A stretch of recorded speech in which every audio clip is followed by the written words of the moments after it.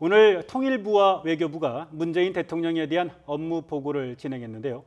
최근에 현안이 많은 외교부는 오늘 보고에서 북핵 문제 해결과 한반도 평화 정착 방안을 중점적으로 보고했습니다. 네, 오늘 있었던 대통령에 대한 외교부 업무 보고 내용, 조현 외교부 제2차관과 함께 이야기 나눠보도록 하겠습니다.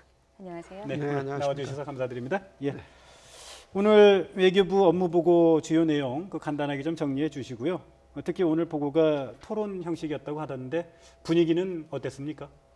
네, 오늘 보고는 외교부와 통일부가 합동으로 했고 이어서 시나리오 없이 자유 토론으로 진행이 되었습니다. 아주 열띤 토론이 있었고 그래서 1시간 이상 더 지연되게 토론을 했습니다. 보고 내용은 이제 저희 외교부에서는 북핵 문제의 평화적 해결, 그리고 한반도 평화 정착, 그리고 국민과 함께하는 외교에서 국민외교, 공공외교, 그리고 국민을 보호하는 외교에 관한 보고를 드렸습니다. 네, 앞서도 잠깐 짚어주셨지만 오늘 보고에서 중요하게 다뤄졌던 내용, 하지만 익숙하지 않은 용어, 국민 외교라는 부분인데요. 어떠한 개념이고 또 어떻게 외교가 달라지는 건지 좀 설명 좀 부탁드릴 수 있을까요? 전통적인 외교 정책은 주로 외교관들이 배타적으로 만들어 온 것이 사실입니다. 그러나 이제 민주주의가 발달하면서 국민들의 의견을 수렴해서 외교 정책을 만들고 또 수렴도 하고 집행하는 데에도 국민들과 함께하는 것이 이제 세계적인 추세가 되고 있습니다.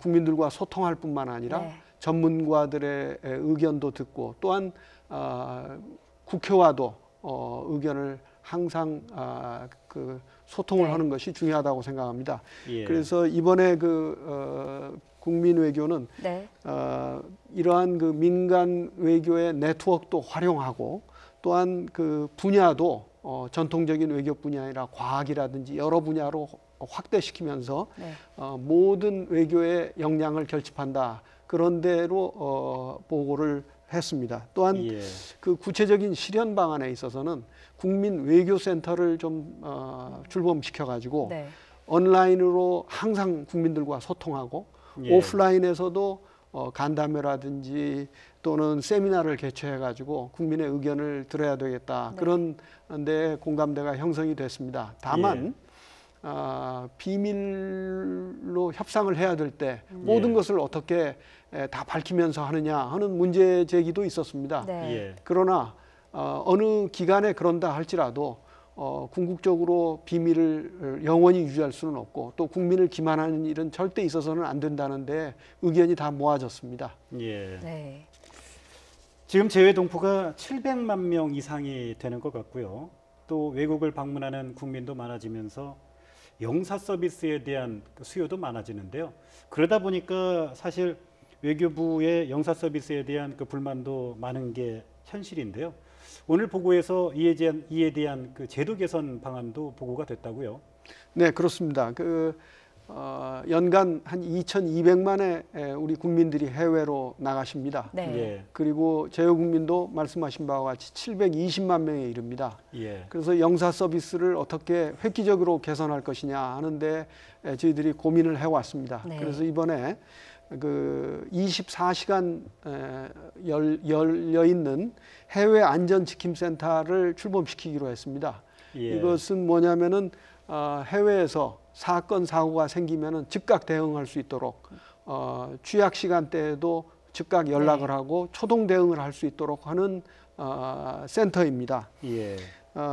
또한 온라인이나 오프라인은 물론이고 매체를 통한 해외 여행의 안전 캠페인 같은 것도 지속적으로 더 해나가기로 했습니다. 해외 안전 지킴센터는 하루 24시간 운영되는 기관인가요? 그렇습니다.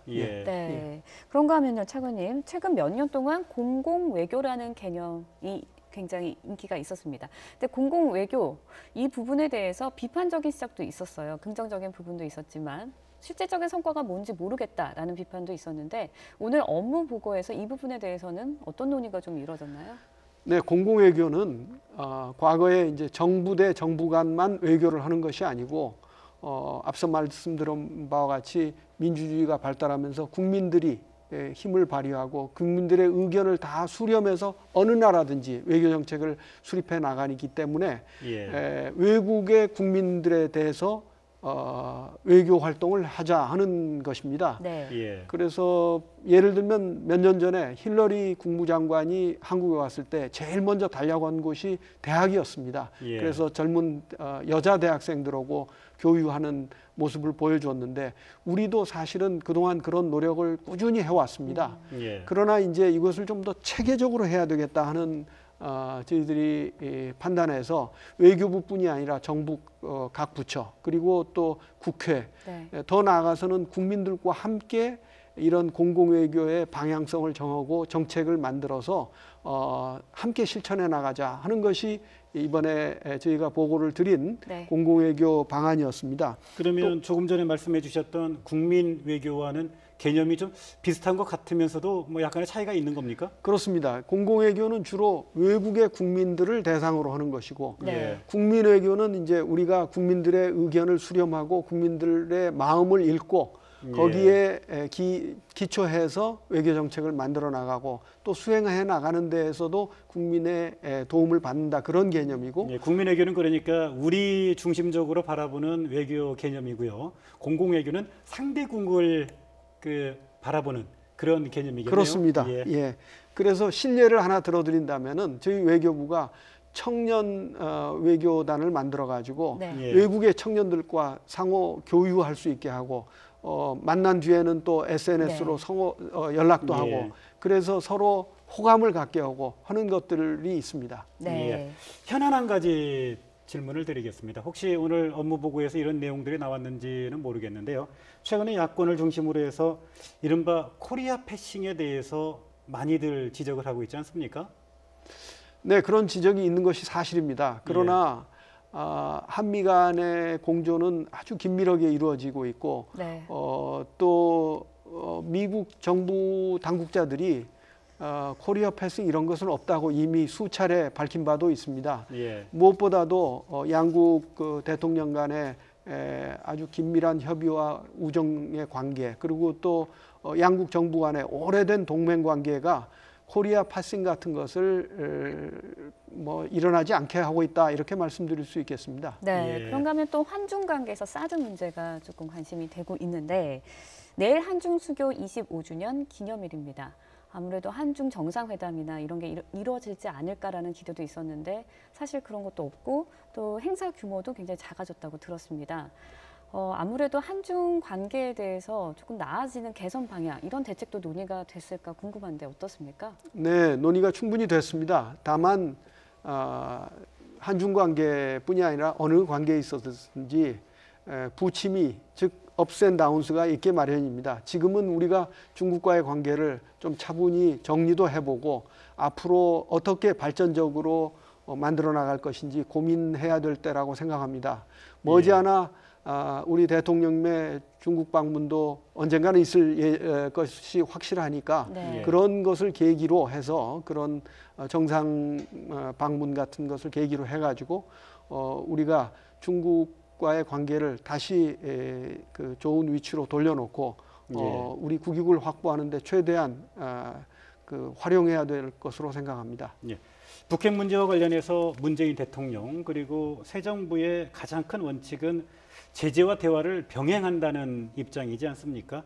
그런데 야권을 중심으로 현실적으로 제재와 대화가 병행한다는 게 가능한 일이냐라는 지적이 있지 않습니까? 오늘 보고에서 이 문제도 좀 중점적으로 논의가 됐죠.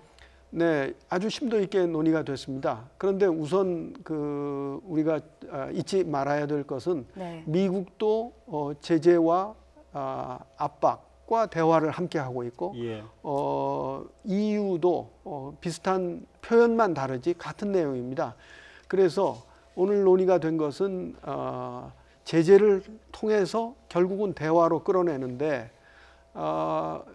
왜 미국이 대화하는 것은 비판을 하지 않고 우리가 대화하려고 그러면은 그게 두 개가 가능한 것이냐 하는 비판이 있다. 이런 지적도 있었습니다. 그래서 사실은 제재와 압박을 통해서 궁극적으로는 대화의 장으로 끌어내서 우리가 궁극적으로 성취하고자 하는 북한의 예. 비핵화를 달성하려고 하는 것입니다. 예. 네. 그런가 하면요. 지금 위안부 합의 문제도 일본과 우리나라의 견해 차이로 좀 어색한 관계가 계속 지속이 되고 있습니다. 재협상 가능성 아니면 제3의 대안 이런 얘기가 나오고 있는데 문재인 정부의 구상 어떤 게 있나요? 네, 우선 우리 전 국민들이 지난 2015년 말에 이 합의가 이루어졌을 때 다소 의아해했고 뭔가 잘못됐다는 여론이 일기 시작했고 지금은 네. 대개 그런 생각들을 가지고 계신 것 같습니다.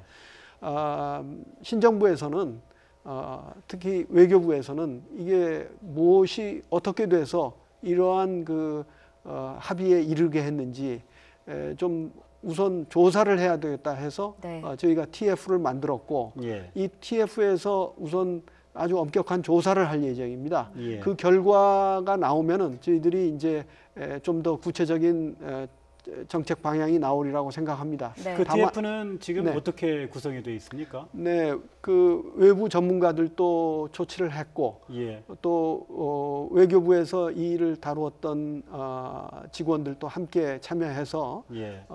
왜 이러한 그 합의가 나오게 됐는지 그 그 원인과 과정을 한번 과정을 살펴보는 전부 거죠. 살펴보고 그에 대한 허심탄회한 그리고 면밀한 반성과 함께 조사를 할 예. 계획입니다. 그래서 예. 그 조사가 나오면은 결과가 나오면은 새로운 무언가 우리가 시도를 할 예정입니다만은 예. 그 대통령께서도 밝히신 바와 같이 네. 이 문제가 이런 과거사가 중요하지만은 예. 한일 관계의 또 미래 발전을 위해서는 네. 저해서는 안 된다는 입장으로 임하고자 합니다. 네. 예. 조사 결과는 언제쯤 나오게 될까요? 앞으로도 몇 달이 걸릴 것으로 생각됩니다. 네, 예, 알겠습니다. 몇 달을 좀 기다려 봐야 되겠군요. 예. 지금까지 외교부 조현 제2차관과 함께 오늘 대통령에 대한 업무 보고 내용 알아봤습니다. 네, 오늘 말씀 감사드립니다. 고맙습니다. 감사합니다.